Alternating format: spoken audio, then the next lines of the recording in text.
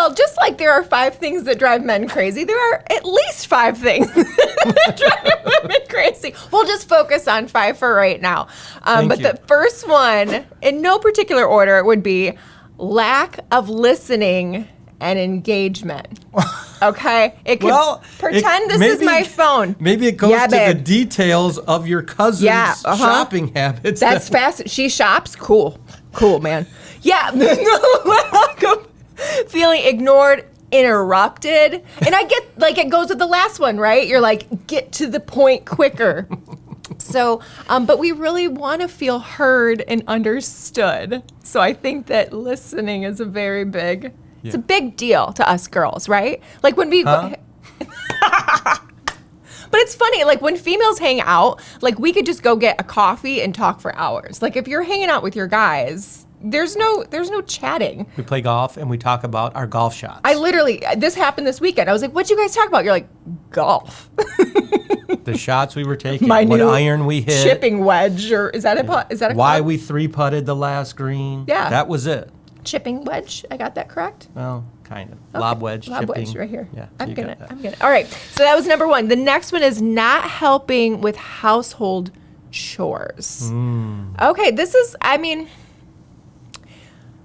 this is definitely a thing. And I think warrants a conversation, right? Like there's no rules. There's no like, well, he has to do this and I have to do this. Like there's a lot of flexibility within marriage, but I think it warrants conversations because anything that's not talked about, it can just leave room for resentment. Yeah, clarity. Anything that lacks clarity. Yeah, for sure. Becomes something you resent. Yeah. It's funny. I think about this one and I think about this Instagram reel I saw where the guy, there's 5 things on the steps as he's about to walk up. There's like a load of laundry.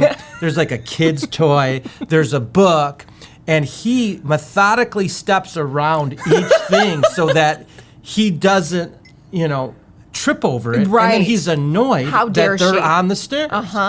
But then the wife comes by and she literally picks up the laundry, grabs the toy and the book barely, and makes it up the stairs because someone had to bring it all upstairs. And in her brain, she's like, how could he not see those things right in front of him, right? It's just the difference between men and women. It's so funny. Yeah, and that's either like her wanting to put them on the stairs so she won't forget later, or like her being a little passive-aggressive and like just putting stuff on there, like maybe he'll see it now. Put it up there like that. Hey, we can't read your mind. It's true.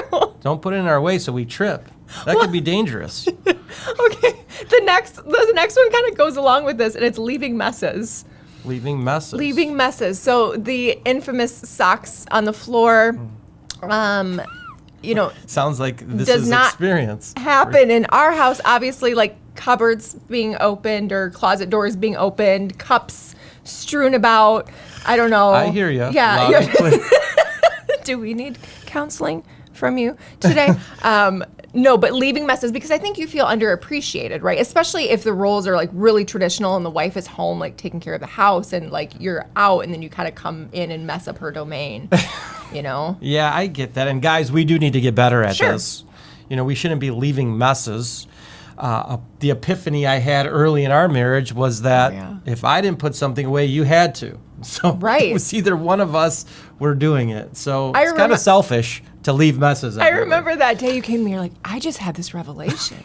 And it was so sweet. And I'm sitting there, I'm like, yes, I have picked up that jacket. All right, so the next one is a little bit more serious. It's emotional unavailability. Ooh. Okay, husbands, when you feel distant, not communicative about your feelings, loneliness within marriage is an epidemic. Yeah. I will say, because there can be like a lack of communication, which a lot of times springboards into that lack of intimacy that you were talking about, like shutting down, right? It's this vicious cycle that we find ourselves in. That cycle is, you shut us down physically sometimes. Sure. And this can be vice versa Absolutely, too, some of these things. But then we don't want to be emotionally vulnerable, Yeah.